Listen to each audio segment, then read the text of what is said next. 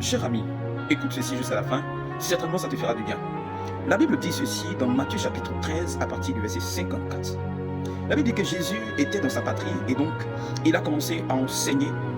Et ceux qui étaient là, qui l'entendaient, ont été frappés d'étonnement. Alors, des enseignements que le Seigneur donnait, ils étaient étonnés et ils se posaient la question de savoir, attends, celui-ci n'est-il pas le fils de Marie? N'est-il pas le fils de Joseph, le charpentier? Est-ce que Joseph et Jude ne sont-ils pas ses frères et ses sœurs ne sont pas parmi nous?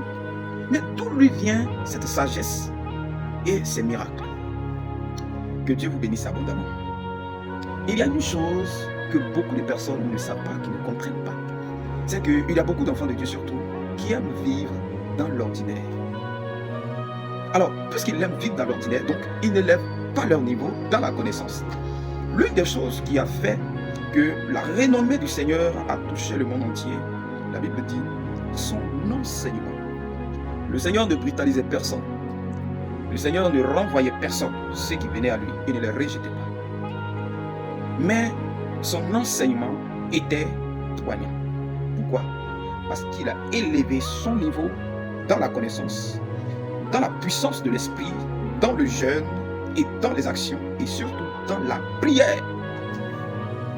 Tu veux voir des grandes choses, tu veux faire des choses merveilleuses, pourtant tu ne veux pas prier. Pourtant tu ne veux pas méditer. Tu peux même passer une semaine sans prendre ta Bible et lire. Tu peux faire des jours sans prier. Tu peux faire des jours sans même chercher à élever ton âme devant Dieu. Tu ne peux pas être une personne extraordinaire. Tu ne peux pas être un serviteur extraordinaire. Tu ne peux pas être une servante extraordinaire. Les gens s'étonnaient parce qu'ils ne l'ont jamais vu à l'école. Ils ne l'ont jamais vu dans des grandes universités, dans des endroits réputés. Mais comment se fait-il que ce petit homme alors arrive à enseigner avec exactitude, avec puissance, avec autorité, au point où sa sagesse dépassait alors ceux des pharisiens, des souverains sacrificateurs? C'est quelque chose de puissant. Frère, il faut que dès à présent, tu commences à prendre ta vie au sérieux. Oui. Et commencer à méditer la parole de Dieu avec le Saint-Esprit. Et l'Esprit de Dieu, en toi, te communiquera toutes les paroles que tu dois dire, les pensées que tu dois avoir, les regards que tu dois avoir, où tu dois être, les chants de prière que tu dois faire, qui va booster ta vie, qui va t'emmener alors à rentrer dans une dynamique de foi et de puissance terrible, qui va faire que malgré ta position, malgré ton âge, malgré ce que tu es, tu vas dégager quelque chose qui va commencer par toucher les gens. Et les gens vont s'étonner, vont se dire, ah mais ce n'est pas celui-ci que nous voyons ici, ce n'est pas celle-ci que nous voyons ici. Mais comment se fait-il que subitement quelque chose a changé, quelque chose bouleverse?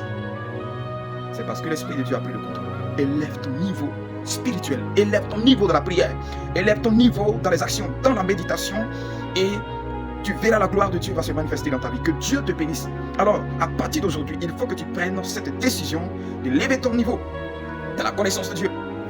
Ne reste pas là, à rester là, te coucher, à dormir. Lève-toi, frère, lève-toi, sœur, et tu verras la gloire de Dieu.